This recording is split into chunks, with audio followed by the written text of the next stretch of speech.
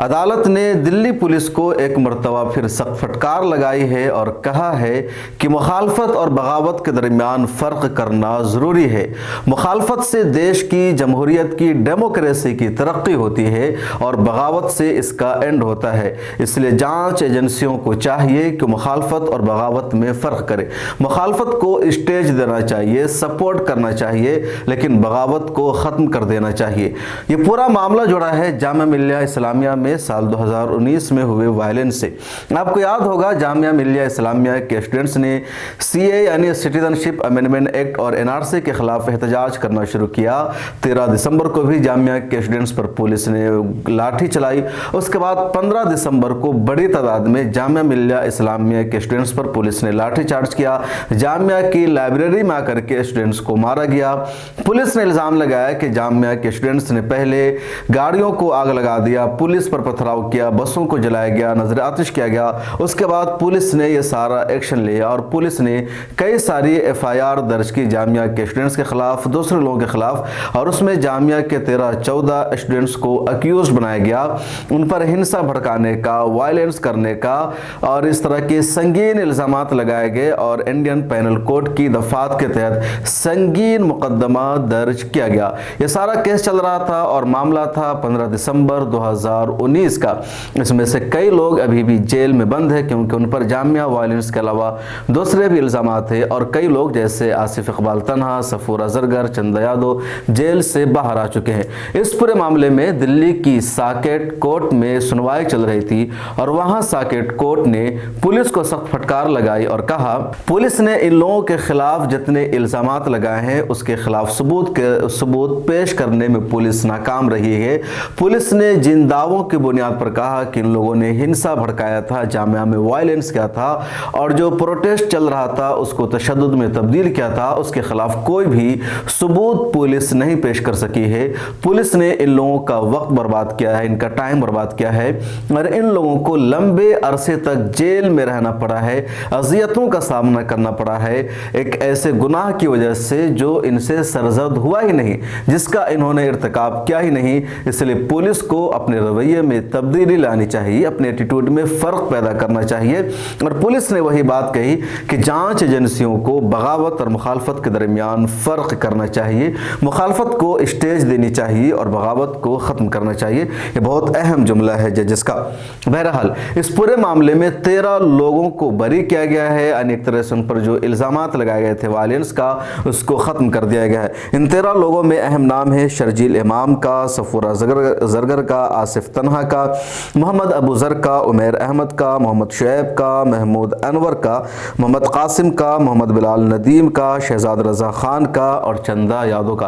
तो 13 लोग हैं जिनको इस जामिया वायलेंस के इल्ज़ाम से अदालत ने बरी कर दिया है और पुलिस ने जो चार्जशीट फाइल की थी, इन पर जितने सारे इल्ज़ामात लगाए गए थे उन सबको कोर्ट ने गलत करार दिया है। लेकिन मोहम्मद इलियास को इस पूरे मामले में मुलजिम भी बनाया गया है। लेकिन इन सब के बावजूद अभी सब लोग जेल से बाहर नहीं आ सकते। जैसे शर्जील इमाम है तो उन पर जामिया वायलेंस के अलावा दिल्ली दंगा भड़काने का भी आरोप है। दूसरी दफात मोहम्मद शर्जील इमाम पर दर्ज है, इसलिए शर्जील इमाम अभी जेल में ही रहेंगे। सफूरा जरगर को ह्यूमैनिटी की बुनियाद पर बेल मिल गई थी और इस वक्त वो जेल से बाहर है। आसिफ इकबाल तन्हा को भी जमानत मिल चुकी है। लेकिन इसके अलावा भी जैसे मिरान हैदर हैं, शफाउल्ला हैं और कई स्टूडेंट्स हैं, उमर खालिद हैं जो जेल में बंद हैं, खालिद सैफी भी जेल में बंद है और उन सब पर दिल्ली दंगा को भड़काने का इल्ज़ाम है। बहरहाल एक अच्छी खबर आई है ट्विटर पर, सोशल मीडिया पर। साकेत कोर्ट के इस फैसले का लोग स्वागत कर रहे हैं कि इन 13 लोगों को जामिया वायलेंस से बरी कर दिया गया है और दिल्ली पुलिस को फटकार लगाई गई है। दिल्ली पुलिस की जांच पर, दिल्ली पुलिस की चार्जशीट पर, एफआईआर पर सवाल लगातार उठ रहा है। पहले भी कई मरतबा दिल्ली दंगा के मामले में भी कोर्ट ने दिल्ली पुलिस को फटकार लगाया था और कहा था जो रियल मुलजिम है, जो रियल एक्यूज्ड है, जिन लोगों ने जुर्म का इर्तिकाब किया, उसको दिल्ली पुलिस तलाशने में नाकाम रहती है, उसकी पुलिस शनाख्त नहीं कर पाती है और जो बेगुनाह होते हैं, जिनका कोई जुर्म नहीं होता है, उनको दिल्ली पुलिस मुजरिम बनाने की कोशिश करती है। पहले भी कई मामलों में ऐसा ही हुआ और इस मरतबा भी यानी जामिया वायलेंस केस में भी अदालत ने दिल्ली पुलिस को इसलिए फटकार लगाई कि जो रियल मुलजिम थे, जिन लोगों ने हिंसा भड़काया था, उसको शनाख्त करने में पुलिस नाकाम रही है। साकेत कोर्ट की तरफ से यह भी कहा गया कि अगर एहतजाज की जगह पर कोई شخص موجود ہے تو محض اس کی موجودگی کی وجہ سے اس کو اس واقعے کا ذمہ دار نہیں ٹھہرایا جا سکتا ہے، یا کہیں پر کوئی دنگا ہوتا ہے، کوئی وائلنس ہوتا ہے، تشدد ہوتا ہے اور وہاں پر کوئی موجود ہے اور اس کی تصویر آ جاتی ہے کیمرے میں، تو اس کی وجہ سے اس کو ذمہ دار نہیں ٹھہرایا جا سکتا ہے۔ پولیس کی جانچ کا یہ جو پیمانہ ہے یہ سرے سے غلط ہے۔ تو ان تمام معاملوں پر دلی پولیس کو پھٹکار لگائی گئی ہے۔ اب سوال یہ ہے کہ دلی پولیس کوئی سنجیدگی سے اس کو لے گی، سوچے گی، غور کرے گی، یا پھر پولیس کی روش برقرار رہے گی؟ ویسے لگتا نہیں ہے کہ پولیس اپنے رویے میں کوئی تبدیل کرے گی، کیونکہ پولیس جو تصویر میں جو شخص نظر آ جاتا ہے اسی کو ملزم اور پھر مجرم ٹھہرا دیتی ہے۔ اور افسوس کی بات یہ ہے کہ جب جامعہ وائلنس ہوا، گاڑیوں کو جلایا گیا، تو جری المجرم تھے اس کو پولیس نے گرفتار نہیں کیا، جن لوگوں کو پولیس نے ذمہ دار ٹھہرایا ان سب کو عدالت نے بری کر دیا ہے۔ لیکن میڈیا نے شرجیل امام اور ایسے تمام چہرے جن کو پولیس نے اکیوزڈ قرار دیا تھا ان سب کو دنگائے قرار دیا، دہشت گرد قرار دیا، آتنکوادی قرار دیا۔ ان کے خلاف دن رات خبریں چلائی گئی، رپورٹ لگایا گیا، ان کا لنک IS یعنی داعش سے جوڑ دیا گیا، القاعدہ سے جوڑ دیا گیا، بوکو حرام اور دنیا کی دہشت گرد تنظیموں سے جوڑ دیا گیا، یہاں تک کہ پاکستان سے بھی جوڑ دیا گیا اور کہا گیا کہ پاکستان سے پیسے آئے تھے، ISI نے ان کو پیسے بھیجے تھے یہاں دنگا کرانے کے لیے، رائڈ کرانے کے لیے، پولیس پر پتھراؤ کرنے کے لیے، اور اس طریقے سے ان سب لوگوں کی ایک شبیہ پیش کی گئی، خراب تصویر بنا کر کے ان کی پیش کی گئی۔